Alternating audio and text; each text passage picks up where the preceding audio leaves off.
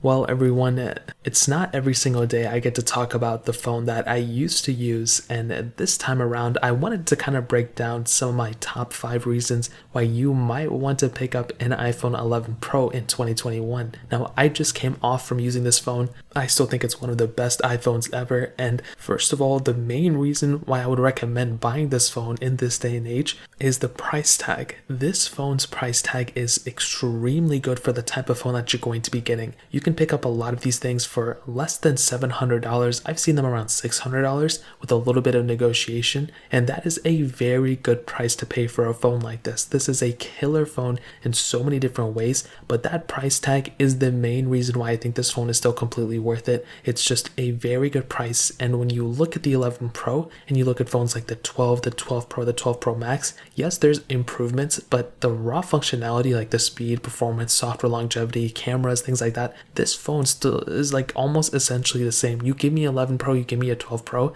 and I'm not going to notice that big of a difference, obviously the size and everything, but the 11 Pro is still a very good phone because of that price tag as well. Now the next thing, performance. This phone's performance is so good still that it's just so funny to me that people want to upgrade from an 11 Pro to something like a 12 Pro, 12 Pro Max just because of the performance. You're not going to notice that big of a performance, downgrade or decrease going from a 12 Pro to an 11 Pro. This phone's performance is still top tier.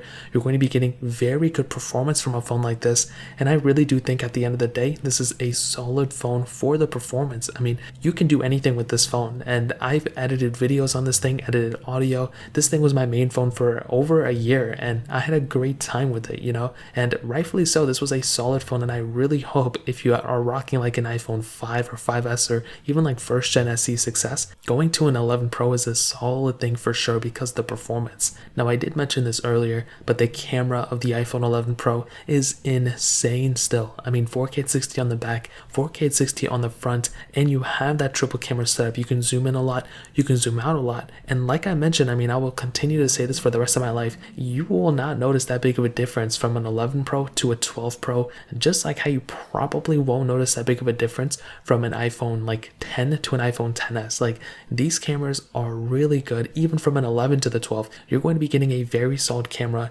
Quality of these things are really going to be pertinent to what situation you're in. So if the sunlight is great and you have great lighting, then the photos are going to look good. But if you always have horrible lighting, it doesn't matter. All these phones are going to do the same thing, and the 11 Pro's camera is very good, and like I mentioned, you're just going to be getting a really good camera from the 11 Pro as well. Now, software is just another one of those things that's the middle point of Apple. Because this thing is an iPhone, because it just came out like a year and a half ago, this thing is not even halfway through its software lifecycle yet. You can pick up this thing this year and next year, even the year after, and you're still going to be getting several years of software support from this phone. And I've mentioned this before, but that is an amazing thing about these devices. You will not feel like you have an outdated phone throughout your time of owning it. And on top of that, you will probably end up breaking this phone, reselling this phone, buying, upgrading, whatever. You will probably end up doing that before you actually, end the software life cycle of this phone. How many people do you know are still, using an iPhone 5S? That phone is still technically supported, but not that many people are using it. Same exact thing for the 11 Pro. This thing's going to be lasting for a very long amount of time, and that is another huge asset for it. And finally, I guess some quick things, rounding it up.